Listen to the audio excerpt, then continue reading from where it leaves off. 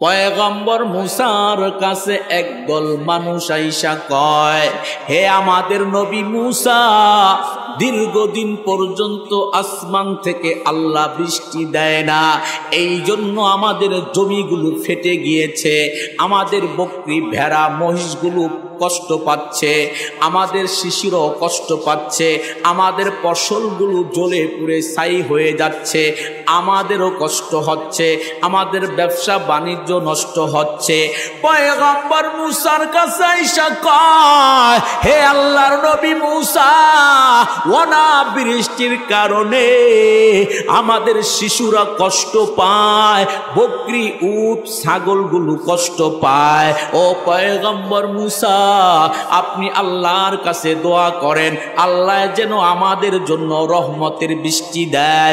পয়গম্বর মুসা পরের দিন তার ৭০,০০০ উম্মত নিয়া একটা সাটিয়াল ময়দানের মধ্যে পয়গম্বর মুসা ২ রাকাত নামাজ আদায় করলেন। ২ রাকাত নামাজ পড়া আল্লাহর পয়গম্বর মুসা আসমানের দিকে হাত উত্তোলন করলেন, আর চোখের পানি ফেলে ফেলে কান্না করে আর বলে, হৃদয়ের মালিক, অনাবৃষ্টির কারণে ও দয়ের মালিক পশু পাখি কষ্ট পায়, অনাবৃষ্টির কারণে গরু ছাগল মহিষগুলো কষ্ট পায়, উট ভেড়া বকরি কষ্ট পায়। ও দয়ার মালিক, কৃষকের ফসলগুলো নষ্ট হয়, ও দয়ার মালিক ব্যবসায়ী ব্যবসা করতে পারে না, আপনি আসমান থেকে আমাদের জন্য রহমতের বৃষ্টি দান করেন। মুসা পয়গম্বর দোয়া করলেন, আল্লাহ রৌদ্রের তাপ আরো বাড়ায়া দিলেন, বৃষ্টি হয় না। এবার পয়গম্বর মুসা রাগ হয়ে গেলেন, হে দয়ার মালিক, আপনার কাছে চাইলাম বৃষ্টি, আপনি কেন রোদের তাপ বাড়ায়া দিলেন, কারণটা কি? আমার আল্লাহ এহলামের মাধ্যমে জানায়া দেয়, হে জামানার নবী মুসা, আমি যার জন্য গুসা হয়ে, যার উপরে অসন্তুষ্ট হয়ে বৃষ্টি আমি বন্ধ করে দিয়েছি, ওই গুনাহগার ব্যক্তিটা দীর্ঘ ৪০ বছর পর্যন্ত অনবরত আমার নাফরমানি করেই যাচ্ছে। এমন কোনো দিন নাই আমার নাফরমানি করে না, এমন কোনো রাত্র নাই আমার নাফরমানি করে না, একটা ঘন্টা অতিবাহিত হয় না আমার নাফরমানি করে না, একটা সেকেন্ড অতিবাহিত হয় না আমার নাফরমানি করে না। এই গুনাহগার অনবরত ৪০ বছর পর্যন্ত আমার নাফরমানি করেছে। আজকে ওই গুনাহগার ব্যক্তি তোমার মজলিসে বসা আছে, যতক্ষণ না পর্যন্ত এই গুনাহগারকে তোমার মজলিস থেকে বের করে না দিবা, ততক্ষণ পর্যন্ত আমি আল্লাহ আসমান থেকে রহমতের বৃষ্টি দিব না। আমার পয়গম্বর মুসা ডাক দিয়া কয়, আল্লাহ, ওই গুনাহগার ব্যক্তিকে আমি তো তাকে চিনি না, তার সাথে আমার কোনো পরিচয় নাই, পূর্বে তাকে কোনোদিন দেখিও না, কিভাবে আমি তাকে এই ময়দান থেকে তাড়ায়া দিব? আল্লাহ ডাক দিয়া কয়, মুসা, তুমি আওয়াজ দিয়া বলো, হে আল্লাহর নাফরমান, কে আসো ৪০ বছর পর্যন্ত অনবরত মাওলার নাফরমানি করিয়াছ, একটা দিনের জন্যই ক্ষান্ত হও নাই, একটা রাতের জন্য ক্ষান্ত হও নাই, একটা ঘন্টার জন্য তুমি ক্ষান্ত হও নাই, একটা মিনিটের জন্য তুমি ক্ষান্ত হও নাই, ৪০ বছর পর্যন্ত মাওলার নাফরমানি করে করে তুমি কাটায়া দিয়েছ। এ নাফরমান, আজকে এই মজলিস থেকে বের হয়ে যাও, তোমার কারণে আল্লাহ গোসা হয়ে বৃষ্টি দেওয়া বন্ধ করে দিয়েছে, তোমার কারণে শিশুরা কষ্ট পাচ্ছে, তোমার কারণে গরু মহিষ উট ভেড়া বকরি কষ্ট পাচ্ছে, তোমার কারণে আমাদের কষ্ট হচ্ছে, তুমি বেরিয়ে যাও। এখন যদি তুমি বের হয়ে না যাও, আমি আমার আল্লাহর কাছ থেকে তোমার নাম ঠিকানা যাই না, আমি তোমাকে ধরে এই ময়দান থেকে বের করে দিব। ওরে আল্লাহর বান্দা যুবক, ও পর্দার আড়ালের আমার আম্মা জানেরা শুনিয়া নেন, এ মেহেন্দিগঞ্জের মুরব্বীরা শুনিন। আল্লাহর পয়গম্বর মূসা যখন বললেন যদি বের হয়ে নাই যাও, আল্লাহর কাছ থেকে নাম ঠিকানা জেনে তোমাকে বের করে দিব, তখন তুমি আরো বেশি লজ্জা পাইবা। ওই 40 বছরের গুনাহগার মাথাটা নিচের দিকে ঝুঁকায়া দিয়া চোখের পানি ফালায়া ফালায়া কাঁদতেছে, আর আল্লাহকে ডাক দিয়ে বলে, রে দয়ার মালিক,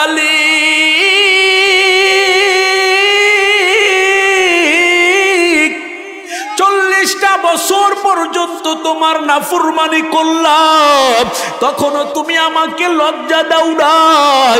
একদিনের জন্য আমার রিজিক তুমি বন্ধ করে দাও নাই, একদিনের জন্য আমাকে লজ্জা দাও নাই। ও দয়ার মালিক, যখন আমি নাফরমানি করেছি 40টা বছর পর্যন্ত, তখন তুমি তোমার এই নাফরমান গোলামটাকে তোমার রহমতের চাদর দ্বারা বেষ্টন করে রেখেছো। আমার গুনাহগুলো আমার সন্তানের কাছে প্রকাশ করো নাই, আমার গুনাহগুলো আমার মায়ের কাছে প্রকাশ করো নাই, আমার গুনাহগুলো আমার পাড়া প্রতিবেশীর কাছে প্রকাশ করো নাই। এরে দয়ার মালিক,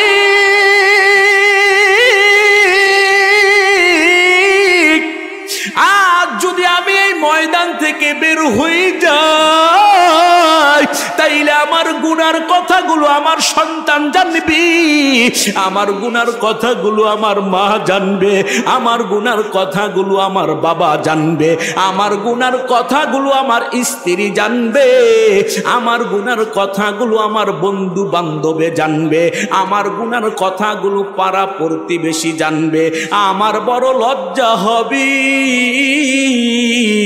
ও দয়ার মালিক, আমি খালেস দিলে তাওবা করলাম, আজকের পর থেকে আর জীবনে কোনোদিন আমি অন্যায় কাজ করব না।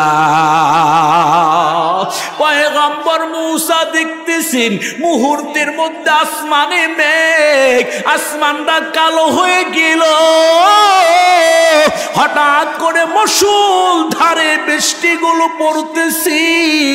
পয়গম্বর মূসা তাকায় তাকায় দেখে মুষল ধারে বৃষ্টি পড়ে পড়ে মাঠটা, বন্ধুরা আমার, বৃষ্টির পানির দ্বারা মাঠ পরিপূর্ণ হয়ে গেছেন।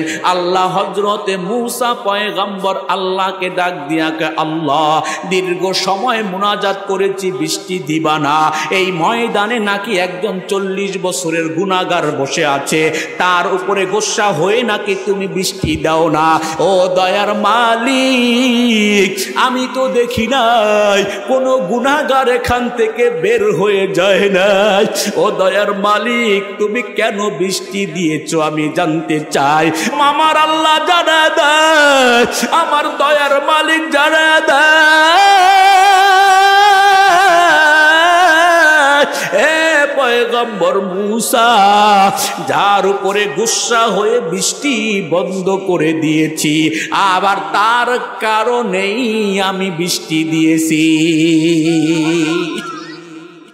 যার উপরে গুসা হয়ে আমি বৃষ্টি বন্ধ করে দিয়েছি, তার উপরে আবার রাজি হইয়া তার কান্না দেইখা, তার চোখের পানি দেইখা, তার কাগুতি মিনতি দেইখা আমি আল্লাহ তার কারণে আবার বৃষ্টি দিয়েছি। আমার আল্লাহকে মূসা পয়গম্বরকে, আল্লাহ, ওই ব্যক্তিটাকে আমাকে একবার দেখায়া দেন। আমার আল্লাহ জানা দেয়, হে মূসা পয়গম্বর, আমার বান্দা যখন 40টা বছর ধরে আমার নাফরমানি করেছে, একটি বারের জন্য আমি তার গুনাহ প্রকাশ করে তাকে লজ্জা দেই না। আজকে আমার বান্দা তাওবা করেছে, আজকে আমার বান্দা আমাকে আল্লাহ বলে ডেকেছে, আমার বান্দা বান্দাকে 40 বছর পরে আমাকে আল্লাহ বলে ডাক দিয়েছে রে মুসা। ওই 40 বছর গুনাহ করে করে জীবনটা কাটাইছে, একটা বারের জন্য আমাকে আল্লাহ বলে ডাকে নাই। আজকে 40 বছর পরে আমাকে আল্লাহ বলে ডেকেছে, এ মুসা তুমি শুনে নাও, আমি আল্লাহ 40 বছরের গুনাহ তার গোপন রেখেছি। আমি আল্লাহ তোমার কাছে ওই লোকটাকে প্রকাশ করে তোমার কাছে তাকে ছোট করব না, কারণ আমি আমার বান্দাগুলোকে আমার কুদরতি হাতে বানাইছি। এ মুসা আমি তোমার কাছে আমার বান্দাকে প্রকাশ করে দিব না। এ মেহেন্দিগঞ্জের যুবক, এ মেহেন্দিগঞ্জের মুরব্বীরা গো, এ মেহেন্দিগঞ্জের মা বোনেরা, এই জন্য হাতির দ্বারা গুনাহ করেছি, পায়ের দ্বারা গুনাহ করেছি, চৌকির দ্বারা গুনাহ করেছি। মা গো আল্লাহর কাছে কান্না করেন, এ বাবার বয়সের মুরব্বীরা আল্লাহর কাছে কান্না করেন। এ কলিজার টুকরা যুবক, কানের মধ্যে হেডফোন লাগাইয়া গান শুনতে শুনতে ঘুমাও। এ যুবক তুমি কি শুনো নাই? ওই কয়েকদিন আগে মাদ্রাসার একটা ছাত্র, মাত্র 8 থেকে 10 বছর বয়স, এই ছাত্রটা স্ট্রোক করে জায়গায় মারা গেছে রে বাবা। আজকে কানের মধ্যে মোবাইলের হেডফোন ঢুকায়া গান শোনো। এ বাবা এমনও হতে পারে রে যুবক, ওই ঘুমের ঘরে গান শুনতে শুনতে তোর মৃত্যু হয়ে যেতে পারে। এ যুবক তুমি কি দেখো না কত যুবক 10-20 তলা বিল্ডিং এর উপর থেকে নিচে পড়ে মারা যায়, কত যুবক সড়ক দুর্ঘটনায় মারা যায়। এ যুবক তুমি কি দেখো না তোমার মতো কত যুবক আগুনে পুড়ে পুড়ে মারা যায়। এ যুবক তুমি কি দেখো না তোমার মতো কত যুবক পানিতে পড়ে মারা যায়। আজকে বাবা দেখলাম আল্লাহর এক বান্দা কাজ করতে বের হয়েছেন, ফেরিওয়ালা। আল্লাহর বান্দা ফেরিগিরি করে, আল্লাহর বান্দা কাজের সন্ধানে বের হয়েছেন।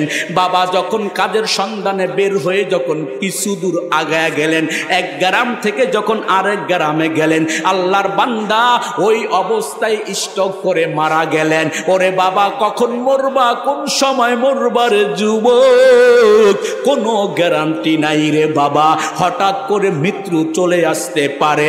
আর বাবা গান শুনে আর আমল নামাকে তুমি গুনার দ্বারা পরিপূর্ণ করো না।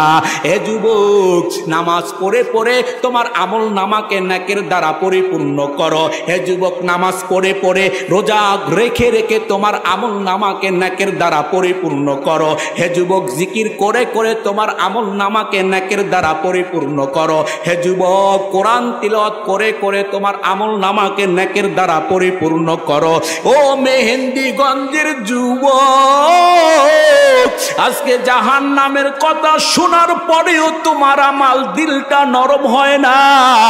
অথচ আল্লাহর একজন পয়গম্বর জলিলুল কদর নবী পয়গম্বর মুসা আল্লাহর সাথে কথা বলার জন্য তুর পাহাড়ে যাইতেছে। পয়গম্বর মুসা তাকে দেখে একটা পাথর অজর ধারায় কাঁদতেছে। ওরে পাহাড়ের ওই পাথরের কান্না পানির নহর পর্যন্ত জারি হয়ে যায়। আল্লাহর পয়গম্বর মুসা পাথরের কান্না দেখে সেখানে দাঁড়াইয়া যায়। এবার পাথরকে লক্ষ্য করে বলে, হে পাথর তুমি কেন অঝোর দ্বারা এভাবে কান্না করতেছো? ওই পাথরটা ডাক দিয়া কয়, ও পয়গম্বর মুসা, আল্লাহ তো ঘোষণা করে দিয়েছে মানুষ আর পাথর দ্বারা জাহান্নামের আগুনকে প্রজ্বলিত করবে। আমি ওই জাহান্নামের আগুন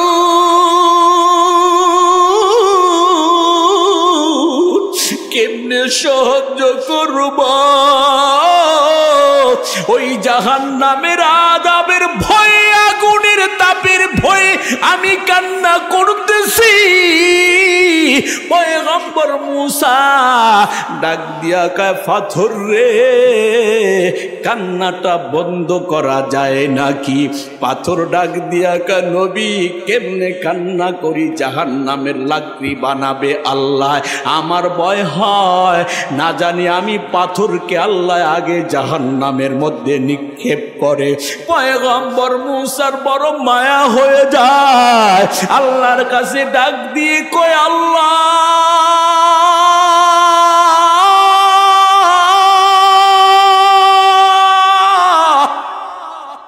ও দয়ার মালিক, এই পাথরটাকে কি তুমি মাফ করে দিতে পারো না? আমার আল্লাহ সঙ্গে সঙ্গে এহলাম জানায়া দেয়, হে পয়গম্বর মুসা পাথরকে সুসংবাদ শুনাইয়া দাও, আমি আল্লাহ এই পাথরের জন্য জাহান্নামের আগুন হারাম করে দিলাম। এ মেহেন্দিগঞ্জের যুবক, এ পর্দার আড়ালের আমার মা, আজকে টাচ মোবাইল হাতে পাইয়া ওরে মোবাইলে অন্য পুরুষের সাথে মেসেঞ্জারে কথা বলো, ওরে মোবাইলে ভিডিও কলে অন্য পুরুষের সাথে কথা বলো।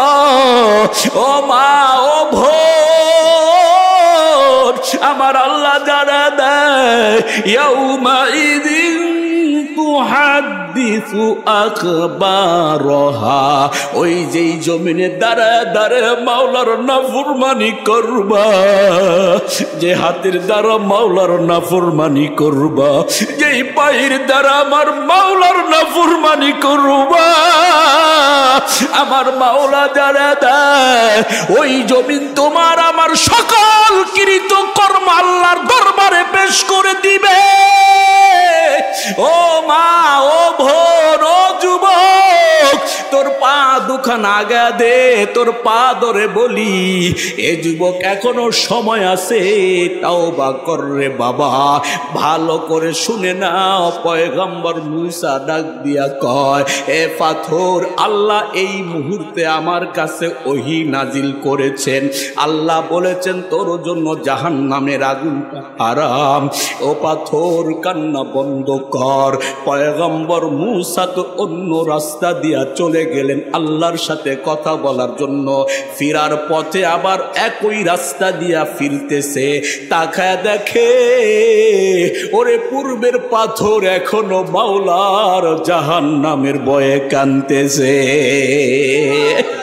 ওই পূর্বের পাথর এখনো মাওলার জাহান্নামের ভয়ে কাঁদি। পয়গম্বর মুসা ডাক দিয়া কয়, পাথর,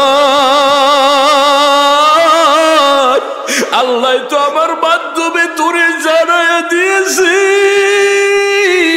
তোর জন্য জাহান্নামের আগুন হারাম। এ পাথর, তুই কেন কান্না কর? ওই পাথর ডাক দিয়া কয়, আল্লাহর নবী মুসা, যেই কান্নার কারণে জাহান্নামের আগুন থেকে মাপ পাইলাম,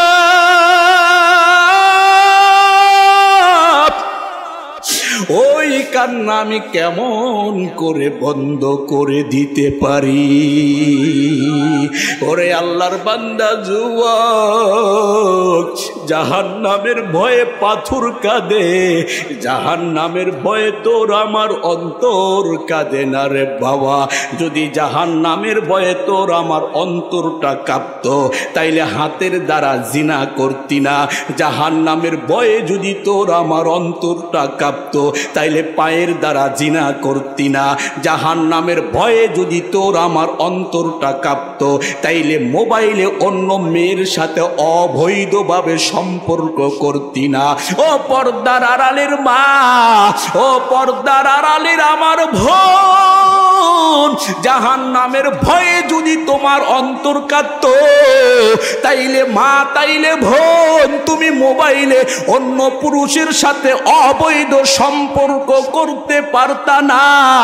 কারণ আমার আল্লাহ জানা দেয়, আল ইয়াউমা নাখতিমু আলা আফওয়াহিম, আমি আল্লাহ আজকের দিন তোমাদের মুখের মধ্যে মোহর মেরে দিব। আল ইয়াউম, আজকের দিন। আজকের দিন বলতে আল্লাহ কিয়ামতের দিনকে বুঝাইছেন।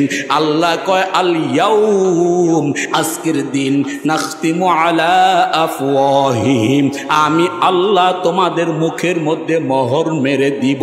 ওয়া তুকাল্লিমুনা আইদিহিম, কথা বলবে তোমাদের হাত। ওয়া তাশহাদু আরজুলুহুম, সাক্ষী দিবে তোমাদের পা। বিমা কানু ইয়াকসিবুন, এই হাত আর পায়ের দ্বারা দুনিয়ার জমিনে তোমরা কে কি উপার্জন করেছো। ওরে পর্দার আড়ালের ভোট, ও পর্দার আড়ালের মা, বৈধ স্বামী ঘরে রাইখা যারা মোবাইলে সম্পর্ক করো, তাদের দুনিয়াও যায়, তাদের আখিরাতও যায়। জোরে বলেন ঠিক কিনা?